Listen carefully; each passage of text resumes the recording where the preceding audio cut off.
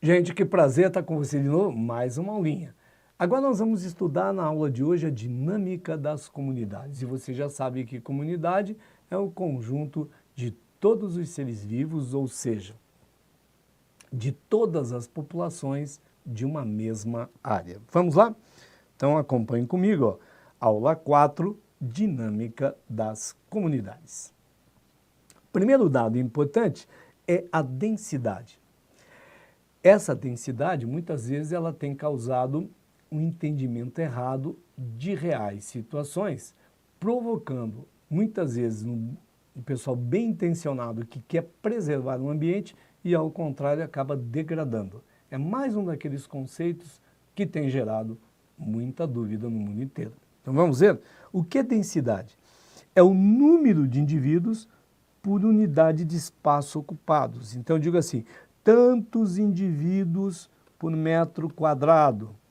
Ou se for na água, é o volume, né? Tantos indivíduos por centímetro cúbico por metro cúbico. Então, quando eu pego a quantidade de indivíduos na área que ele ocupa, eu tenho a densidade de uma população.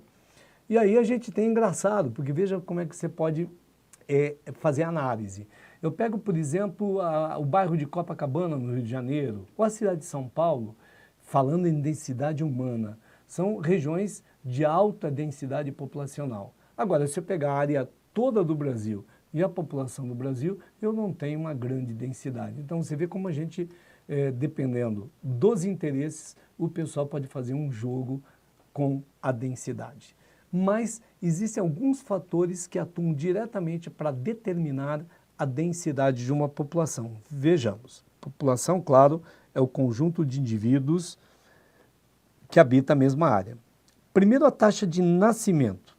Vejam, a taxa de nascimento e a imigração, quando eu tenho migração, a entrada de indivíduos a gente chama de imigração. Nós estudamos, por exemplo, os imigrantes, vou dar um exemplo, italianos que vieram para o Brasil, os imigrantes japoneses. Se lá na Itália eles quiserem estudar a razão da saída desse pessoal de lá para cá, a gente vai falar em emigrantes. Então veja bem, emigrante, saída.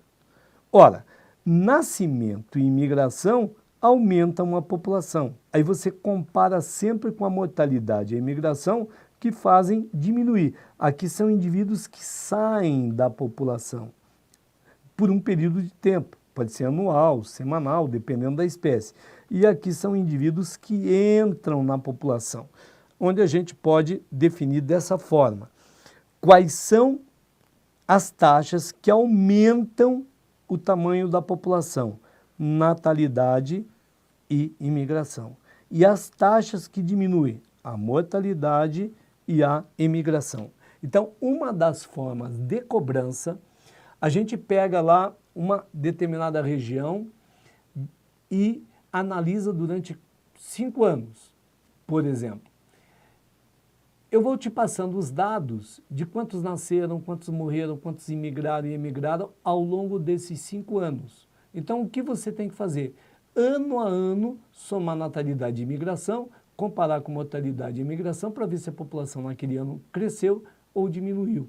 E aí a gente pode pedir um gráfico, você pode pedir um gráfico, porque pode subir a população, descer ou ficar estável. Ou a gente parte de uma população inicial e manda você calcular a população final. É claro que na população inicial eu vou somar ou decrescer ou diminuir em função do acréscimo ou decréscimo de indivíduos na população ao longo daquele tempo determinado. Então fica bem fácil a gente resolver questõezinhas que envolvam esse aumento ou essa diminuição da população ao longo do tempo em função das 4 taxas. Repito, natalidade, imigração aumentam, mortalidade e emigração diminuem. Tudo bem? Então vamos continuar lá. Fatores de crescimento da população. Alimento. É claro, tem mais alimento, aumenta. Menos alimento, diminui. A competição com outras espécies, o parasitismo. Se tiver muita doença, diminui. Predatismo, muito predador, diminui, pouco predador, aumenta. Fatores climáticos, pode ser que eu tenha um ano em que as condições sejam completamente desfavoráveis. Um outro ano as condições são próprias, a temperatura ideal, luminosidade ideal. Então a gente tem que considerar todos esses fatores para observar se está um momento favorável para a espécie ou desfavorável. Resistência do meio, são as dificuldades impostas pelo meio, são fatores limitantes do crescimento. Então, por exemplo, uma espécie chega num determinado ambiente, a hora que pinta um predador, o predador é uma resistência do meio ao desenvolvimento dessa espécie, ou as doenças, os parasitos. Quanto mais parasitos, menor o potencial que a espécie real de crescimento que a espécie tem.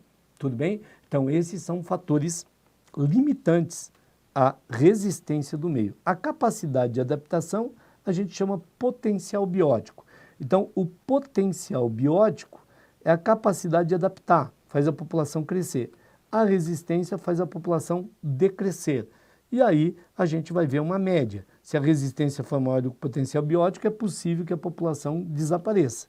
Se o potencial biótico for maior, a população cresce, ok? Com isso, a gente tem uma curva de crescimento. Essa curva de crescimento é fundamental para você julgar o desempenho de uma espécie no meio. Então, preste atenção. Quais são os fatores? Já falei para você. O potencial biótico e a resistência do meio, capacidade de adaptação e as dificuldades que a espécie vai encontrar no meio. Aí a gente tem 4 etapas. Atenção, gente. Primeiro é o momento que a espécie chega no meio. Eu vou fazer um gráfico aqui, depois você analisa o outro gráfico que eu vou mostrar aí bonitinho. Ó, etapa de crescimento lento. Quando a espécie chega num novo meio, ela leva um tempinho para se adaptar. Então ela cresce lentamente. Aqui está a primeira etapa. Aí depois ela tem um crescimento rápido, exponencial, porque ela encontra alimento, encontra espaço, ela faz esse crescimento. Se não tiver resistência do meio, a espécie daqui a pouco domina o planeta inteiro. Então você vê, esse é o segundo ponto, o crescimento rápido. Só que aí a espécie encontra o quê? A resistência. Aí ela tem um crescimento retardado e depois começa a fazer essa curva assim, ó. Aqui eu estou a terceira etapa. E a quarta etapa, aqui ou a resistência é tão forte que a espécie desaparece, ou ela entra em equilíbrio, que é a quarta e última etapa. Equilíbrio quer dizer, tem um ano que ela cresce mais, outro ano a coisa está mais difícil, decresce, mas sem sair em torno desse ponto do equilíbrio, o que dá para a gente essa curva. Ó, essa curva é do potencial biótico, é o crescimento exponencial. Aí você consegue entender o que aconteceu da Revolução Industrial para cá. É só você olhar os gráficos de desenvolvimento da espécie humana no planeta. Até então, nós tínhamos uma grande resistência do meio, como qualquer outra espécie, o que limitava o desenvolvimento humano. O que aconteceu de lá para cá? Começamos a produzir alimento em massa. Então, o alimento é um fator limitante, a gente começou a ter alimento à vontade. Desenvolveu a biologia e a medicina. Nós conseguimos entender os parasitos e conseguimos curar as doenças. Então, parasitismo, mais um fator de resistência do meio, que a gente conseguiu bloquear. Conseguimos bloquear nossos predadores naturais. A gente passou a viver, por exemplo, em cidades e não temos mais leão caçando a gente, não temos mais cobra acidentalmente caçando a gente. Se nós mantivermos, é claro, esse gráfico aqui do potencial biótico é típico de uma população jovem. Aí o que você teve aqui? O crescimento retardado da instalação, o crescimento exponencial e depois o crescimento retardado, e aqui está o equilíbrio, o quarto ponto. A resistência do meio faz com que haja essa curva de crescimento real. Então lembre que você tem que aprender a ler esse gráfico e ler essas 4 etapas no gráfico. Equilibrou, crescimento lento, crescimento exponencial, rápido, crescimento retardado, entrou em ação a resistência do meio e, finalmente, a curva de equilíbrio. Tudo bem? Agora vamos falar de sucessão ecológica. Gente, suceder o que é? É tomar o lugar de. Então, quando a gente estuda uma sucessão ecológica, a gente estuda as razões pelas quais uma comunidade pode tomar o lugar de uma outra comunidade. E aí, a gente tem alguns tipos de sucessão. Processo em que comunidades assumem o lugar de outras até um momento que não poderá existir uma comunidade mais complexa. Essa comunidade mais complexa possível a gente chama de comunidade final ou clímax. Por quê? Porque ela não vai poder ser substituída por uma mais complexa que ela. Aí, se você alterar esse meio, você inicia uma nova sucessão, mas não vai além, tá? Quais são os tipos de sucessão? Guardem bem. Primária, em locais onde a vida nunca existiu antes, nunca antes habitados ou onde ela foi totalmente destruída. Por exemplo, eu tenho uma catástrofe aí qualquer, acabou a vida numa região. Daqui a centenas de anos eu vou ter lá uma florestinha. Então eu comecei uma nova sucessão, essa primária porque estava zerado, nada tinha. Você imagina que tem erupção vulcânica em algum lugar desse planeta e acabou de formar uma ilha rochosa, completamente destituída de vida. Daqui a centenas de anos eu vou lá e eu tenho lá uma florestinha. Claro, se não houver intervenção do homem ou nenhum intemperismo. A isso a gente chama de sucessão primária. Uma vez que você alterou uma comunidade clímax, começa uma outra sucessão que a gente chama de secundária. Então preste bem atenção. Em locais habitados, porém alterados, por exemplo, desmatamento, queimadas. Você foi lá, desmatou uma área e resolveu virar agricultor. Aí não gostou da ideia, abandonou a área, você volta lá, está um matagal. O que está acontecendo? Uma sucessão secundária. Aliás, é interessantíssimo a gente observar isso, porque todos vocês que moram em casa e têm jardim, habitualmente você contrata alguém, você mesmo vai lá e corta a grama do jardim, tira outras espécies vegetais, está dizendo que está tirando mato. Imagina que você foi viajar aí pelo mundo, ficou um ano a sua casa fechada. Quando você voltar, o seu jardim está um matagal. O que está acontecendo ali? Uma sucessão secundária. Então, o fato de você limpar sempre o seu jardim, tirar essas espécies novas que vêm, cuidado. Na verdade, você está bloqueando um fenômeno natural, que é um fenômeno de sucessão ecológica, nesse caso secundário.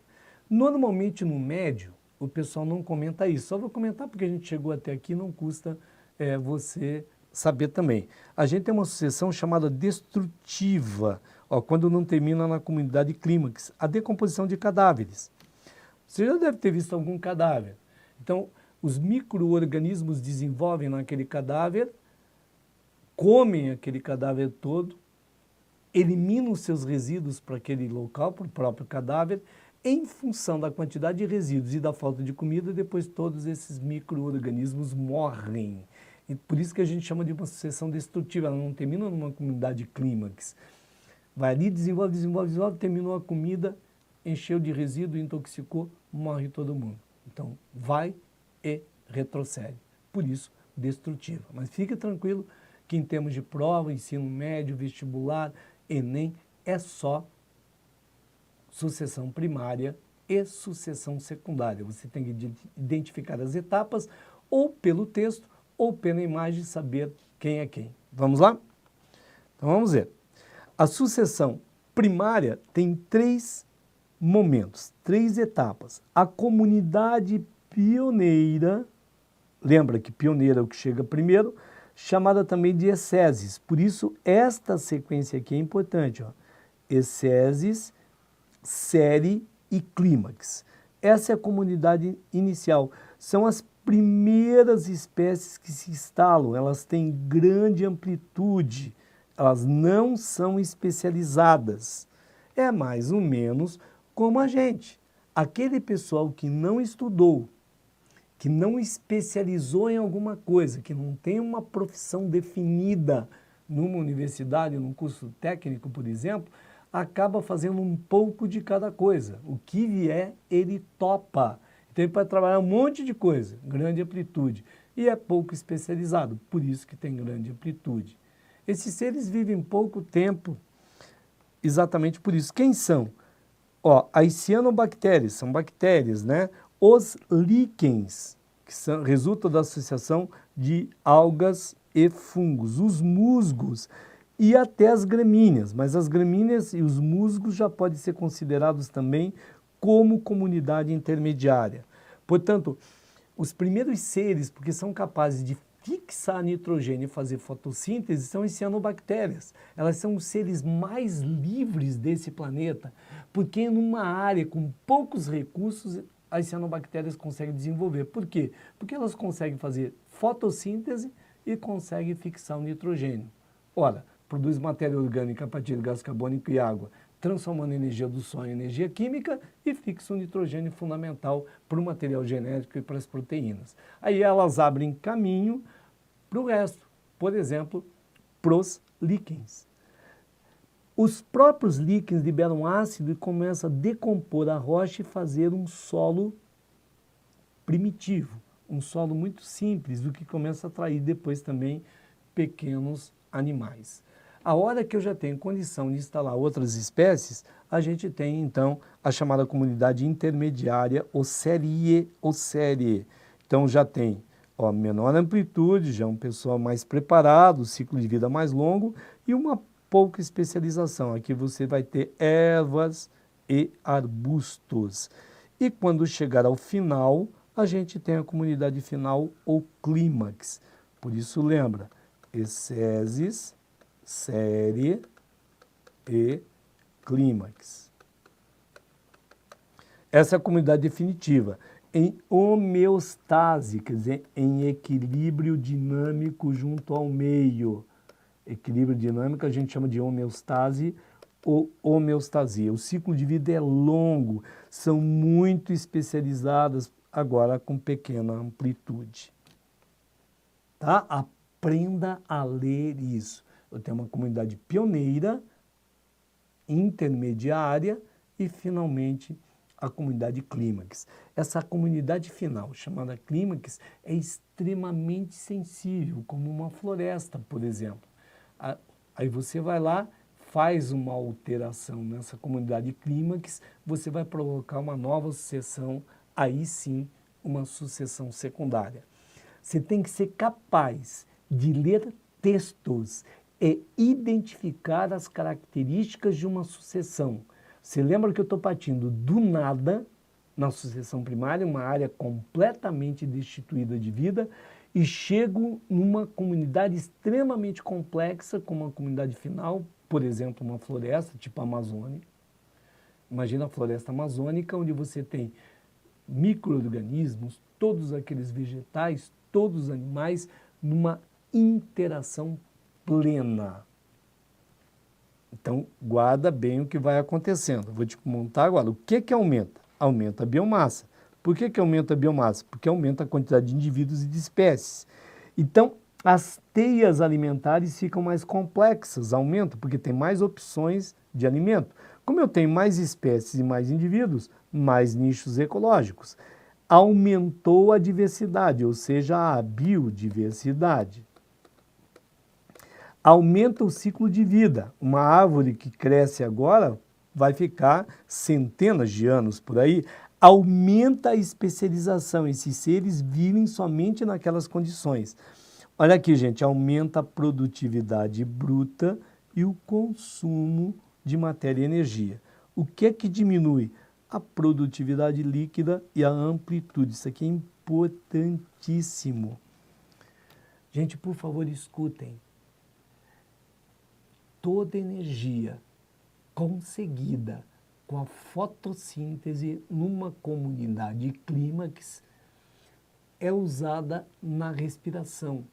Então, o saldo energético de uma comunidade clímax tende a 0. Por isso é muito sensível. Tá claro isso?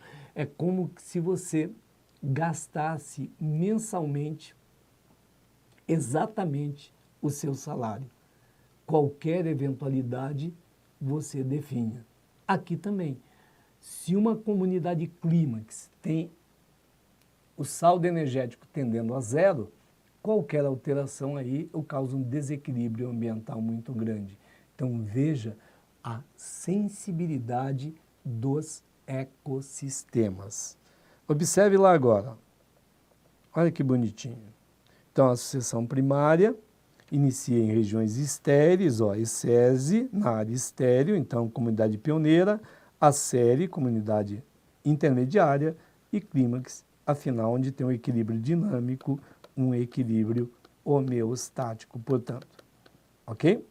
Vamos continuando. Aqui você tem uma imagem, então você tem a rocha nua, aí você tem os líquens e musgos, já fazendo um solo primitivo, ervas e pequenos arbustos, matagal com arbustos, aí vem, claro que isso lá no hemisfério norte, né, pinheiros e abetos, aí carvalhos, por exemplo.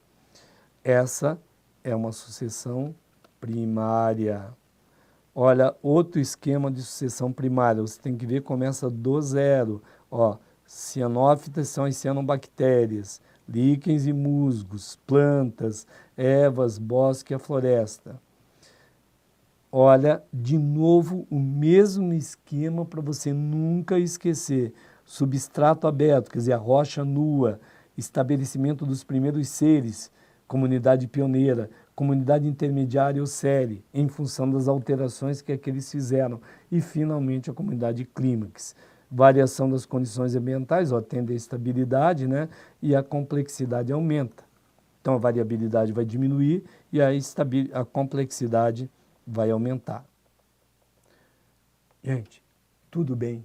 Mais ou menos a sucessão primária lembra muito o ciclo civilizatório. Você lembra quando chegaram aqui os pioneiros? Você lembra uma área que foi criada uma cidade?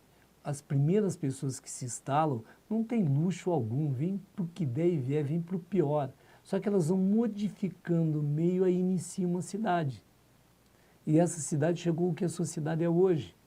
Então vão chegando pessoas mais especializadas, com um trabalho especializado, só que elas vivem em condições melhores, não vivem naquelas condições em que os outros viviam. E vão substituindo os outros, até você chegar numa grande metrópole. Agora a gente vai para a sucessão secundária, num lugar onde já havia vida e houve uma alteração ambiental. Então vejam lá, inicia a área anteriormente ocupada, né? Mais comum é o desmatamento. Então, você tem uma mata equilibrada, que é o clímax. Desmatou, aí você tem comunidades intermediárias até chegar numa outra comunidade clímax. Aqui você veja, por exemplo, o caso de um incêndio florestal. Então, vai destruir uma série de indivíduos, de uma série de espécies, e vai começar aqui, aí o quê? Uma sucessão secundária. Olha, aqui num lago, a tendência de todo lago é desaparecer. Então você vê aqui um lago já desaparecendo, uma área de assoreamento, onde tinha peixinho, caramujinho, você vê já surgindo algumas plantas aquáticas. E por final, você vê que o lago desapareceu.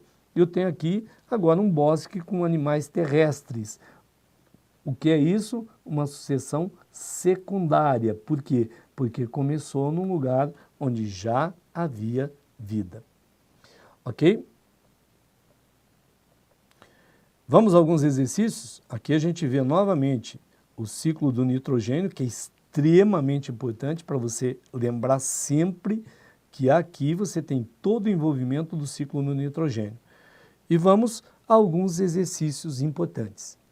No bioma cerrado, as queimadas podem acontecer naturalmente, fazendo com que esta comunidade passe por uma renovação.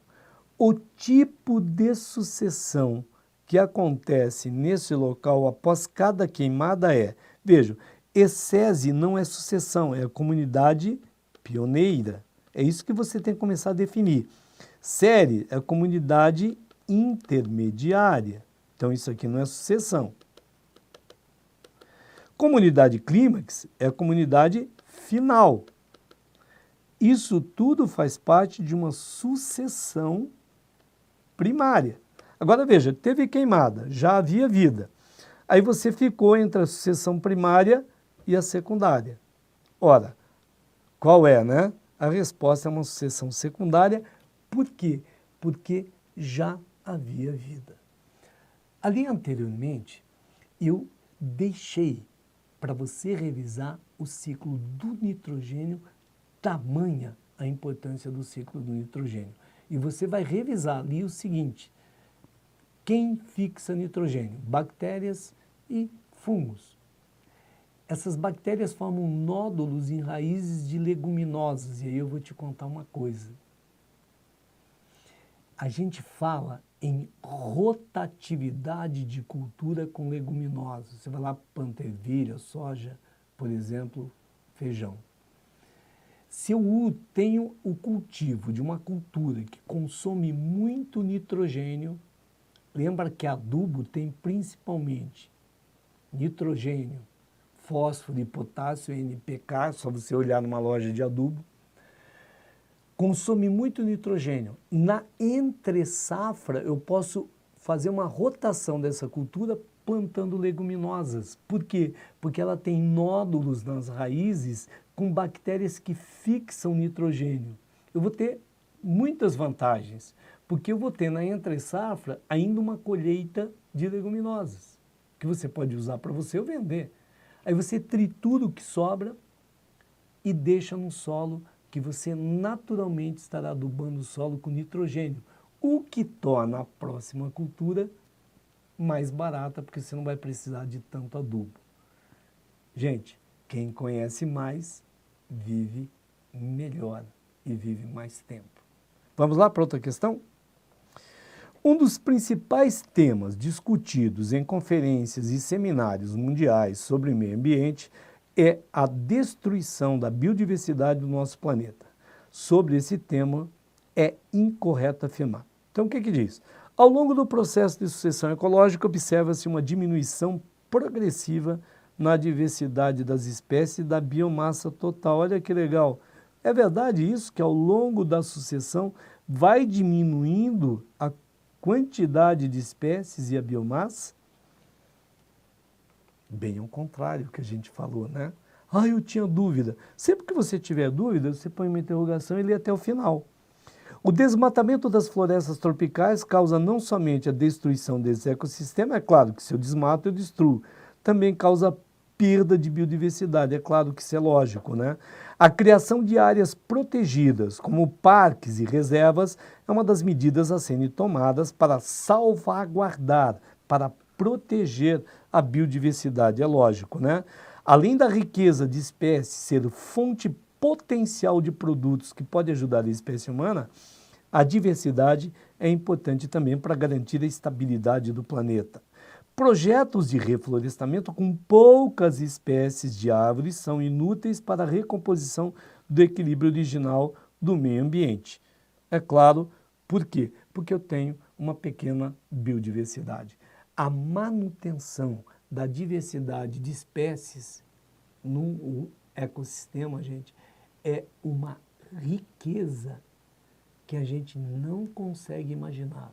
Imagina quantos produtos, quantas substâncias produzidas por animais e vegetais podem ser usadas, por exemplo, como medicamento, podem ser usadas na indústria. Um exemplo, a indústria de perfumaria protege ao máximo as plantas, porque de lá elas retiram óleos essenciais que representam o princípio ativo dos seus perfumes. A indústria farmacêutica preserva ao máximo, porque existem N moléculas produzidas por N espécies que podem ser usadas como medicamento no combate a doenças as mais diversas. Só para ter um exemplo, a penicilina originariamente foi extraída de onde? Extraída de fungo para combater bactéria e causou uma revolução na medicina. Tudo bem? Tem mais uma. Zuytse é uma ilha vulcânica, atenção do Enem, situada perto da costa sul da Islândia. A erupção vulcânica que lhe deu origem ocorreu na década de 1960, o que faz dela, seguramente, a ilha mais nova do Oceano Atlântico. As primeiras espécies, olha que legal, que aí se fixaram foram musgos e líquens. Você já deve estar entendendo que fenômeno ele está falando. À medida que as aves foram fixando-se na ilha, as condições do solo foram melhorando e espécies vegetais mais complexas puderam iniciar a colonização do território. Olha que legal, em 1988 foi observada a presença do primeiro arbusto. O conjunto das alterações ocorridas no ambiente descrito é exemplo de nicho. Gente, quando você encontra uma questão dessa na tua prova, você tem que encontrar a resposta correta. Estudar em casa, eu tenho uma correta e 4 erradas. Aí você tem que saber por que estão erradas. Se for conceitual, qual o conceito correto dessas erradas? Por exemplo, aqui falou em nicho. O que é nicho? Nicho não foi o que você observou, nicho é o papel funcional de uma espécie no meio, não foi isso que foi descrito. Foi descrito que formou uma ilha nova, sem vida e que chegou até a formação do primeiro arbusto. Vamos voltar lá? Não está falando de eficiência ecológica. Isso aqui é evolução que a gente vai estudar depois, irradiação adaptativa. Não falou em evolução, nem falou da resistência ambiental. Falou do quê? Falou de uma sucessão ecológica primária. Tudo bem, pessoas? Espero que vocês tenham aproveitado bastante o conteúdo dessa aula, que você consiga ler sobre esse conteúdo na internet, em algum livro de biologia e, mais que isso, pratique muitos exercícios. Quanto mais exercícios você fizer, mais próximo estará o seu objetivo, da forma que eu me ensinei aqui. É uma correta? Ótimo, cheguei na correta, por que as outras 4 estão erradas? Lembra que concurso, vestibular, Enem é gincana. Lá você tem que acertar mais do que a concorrência. Estudar em casa é preparação. Aí eu faço checklist de tudo. Gente, um grande abraço, até a próxima.